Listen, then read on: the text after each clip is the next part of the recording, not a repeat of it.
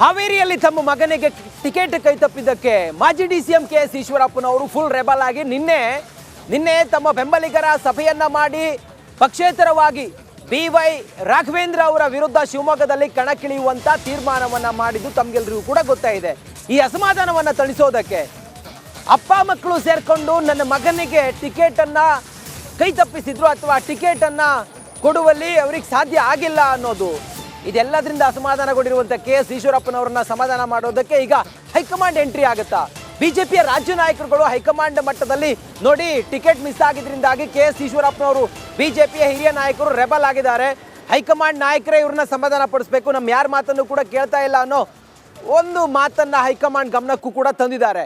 ಈ ಹಿಂದೆ ಈಶ್ವರಪ್ಪನವರು ವಿಧಾನಸಭಾ ಚುನಾವಣೆಯಲ್ಲಿ ಟಿಕೆಟ್ ಮಿಸ್ ಆದಾಗ ಮೋದಿ ಅವರೇ ವಿಡಿಯೋ ಕಾಲ್ ಮಾಡಿ ಅವ್ರಿಗೆ ಹೇಳಿದ್ರು, ನೋಡಿ ಹಿಂಗಾಗಿದೆ, ಮುಂದೆ ನಿಮಗೆ ಸೂಕ್ತವಾದಂಥ ಸ್ಥಾನಮಾನ ಗೌರವ ಎಲ್ಲ ಕೊಡ್ತೀವಿ ಅಂತ ಹೇಳಿದಾಗ ತಂಡ ಹೊಡೆದಿದ್ದಂಥ ಈಶ್ವರಪ್ಪ ಮತ್ತೆ ಸರಿಯಾಗಿದ್ರು. ಈಗ ಈಶ್ವರಪ್ಪನವರ ಮಗನಿಗೆ ಹಾವೇರಿ ಲೋಕಸಭಾ ಕ್ಷೇತ್ರದಿಂದ ಟಿಕೆಟ್ ಕೈತಪ್ಪಿ ಹೋಗಿರುವಂಥ ಹಿನ್ನೆಲೆಯಲ್ಲಿ ಈಗ ಈಶ್ವರಪ್ಪನವ್ರನ್ನ ಸಮಾಧಾನ ಪಡಿಸೋದಕ್ಕೆ JP ನಡ್ಡಾ ಮತ್ತೆ ಅಮಿತ್ ಶಾ ಅವರು ಮನವೊಲಿಸುವ ಪ್ರಯತ್ನವನ್ನ ಮಾಡ್ತಿದ್ದಾರೆ ಅನ್ನೋದ್ರ ಬಗ್ಗೆಯೂ ಕೂಡ ಮಾಹಿತಿ ಸಿಗ್ತಾ ಇದೆ. ಇನ್ನಷ್ಟು ಅಪ್ಡೇಟ್ ಒಂದಿಗೆ ನನ್ನ ಕಲಿಗ ವಿಜಯ್ ಈಗ ಲೈವ್ ಕನೆಕ್ಟ್ ಆಗಿದ್ದಾರೆ. ವಿಜಯ್, ಈಶ್ವರಪ್ಪನವ್ರನ್ನ ಸಮಾಧಾನ ಮಾಡೋದಕ್ಕೆ ಮತ್ತೆ ಹೈಕಮಾಂಡೇ ಎಂಟ್ರಿ ಆಗ್ಬೇಕಾ ಅಂತ ಯಾವ ಹಂತದಲ್ಲಿದೆ ಈಗ ಅಸಮಾಧಾನ?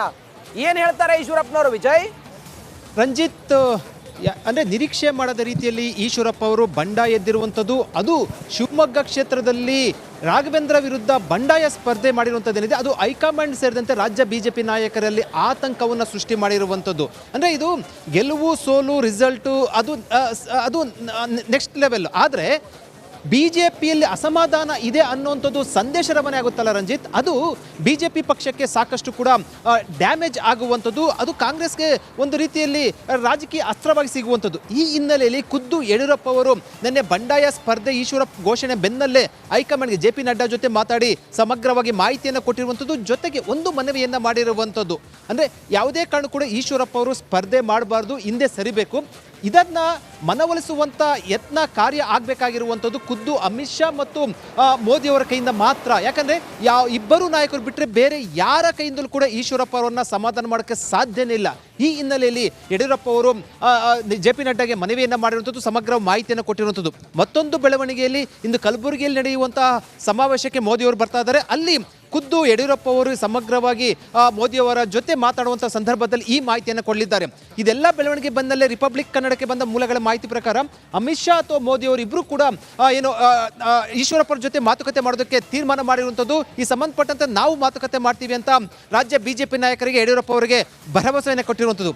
ಪ್ರಶ್ನೆ ಇರುವಂಥದ್ದು, ಕುತೂಹಲ ಇರುವಂಥದ್ದು ರಂಜಿತ್, ಅಮಿತ್ ಶಾ ಅಥವಾ ಮೋದಿ ಇಬ್ಬರು ಕೂಡ ಎಂಟ್ರಿ ಆದರೆ ಬಹುತೇಕವಾಗಿ ಮನವೊಲಿಕೆ ಆಗುವಂಥ ಸಾಧ್ಯತೆ ಇರುವಂಥದ್ದು. ಆದರೆ ಯಾವ ರೀತಿ ಭರವಸೆ ಕೊಡ್ತಾರೆ ಅಥವಾ ಮೋದಿ ಮತ್ತು ಅಮಿತ್ ಶಾ ಅವರ ಒಂದು ಮನವೊಲಿಕೆಗೆ ಭಕ್ತರ ಈಶ್ವರಪ್ಪ ಅನ್ನುವಂಥದ್ದು ಪ್ರಶ್ನೆ ಇರುವಂಥದ್ದು. ಕಾದು ನೋಡಬೇಕು. ಒಂದೊಂದು ಬಹಳ ಸ್ಪಷ್ಟ, ಈಶ್ವರಪ್ಪ ಅವರ ಬಂಡಾಯ ಸ್ಪರ್ಧೆಯಿಂದ BJP ಒಂದು ರೀತಿಯಲ್ಲಿ ಆತಂಕಕ್ಕೆ ಇಕ್ಕಟ್ಟಿಗೆ ಸಿಲುಕಿರುವಂಥದ್ದು Ranjit. Okay Vijay, thank you ನಿಮ್ಮೆಲ್ಲ ಮಾಹಿತಿಗಾಗಿ.